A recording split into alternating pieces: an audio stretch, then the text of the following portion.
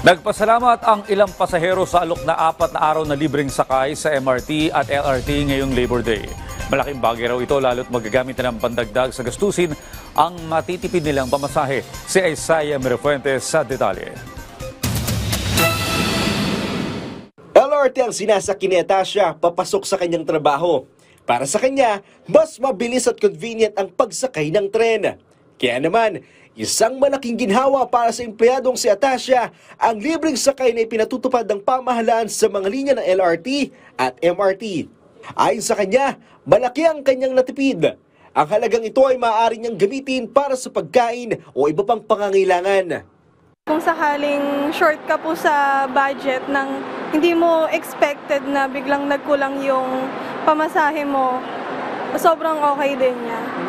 Ganito rin ang naging karanasan ni Ali na araw-araw sumasakay ng MRT3 papunta sa trabaho. Malaking tulong daw ito dahil 4 na araw tatagal ang libreng sakay at wala ring window hour ang free ride.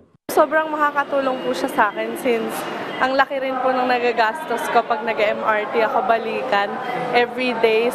Tinatayang aabot sa 3.2 hanggang 3.5 milyong pasahero ang inaasahang makikinabang sa libreng sakay sa mga linya ng LRT at MRT. Bahagi ito ng pagpupugay ng pamahalaan sa lahat ng manggagawang Pilipino na bahagi ng pagdiriwang ng Labor Day.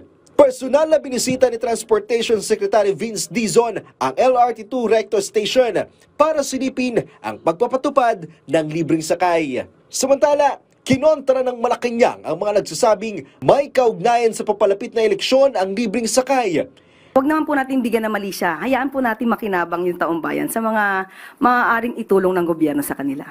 Nilinaw din ng DOTR na pasasalamat sa mga empleyadong Pilipino ang layunin ng 4 na araw ng libreng sakay. Well, ang Labor Day, hindi na nagbabago ang date na yan. No? May 1 lagi yan. So, ang punto lang ng Pangulo, ito ay para sa ating mga manggagawa. It is a deep and meaningful thank you to all our laborers, those who sacrifice every day, not only for the economy but for the entire country. And sasagutin ng gobyerno ang revenue losses dahil sa 4-day na libreng sakay program. 80 million pesos ang estimated amount na magagastos dito ng pamahalaan. Mula sa MRT North Avenue Station hanggang Taft Avenue, 28 pesos ang halaga ng pamasahe. Lalabas na 56 pesos ang matitipid mo sa balikang biyahe. Sa loob ng 4 na araw, makatitipid ka ng 224 pesos. Isaiah Mirafuentes para sa Pambansang TV sa Bagong Pilipinas.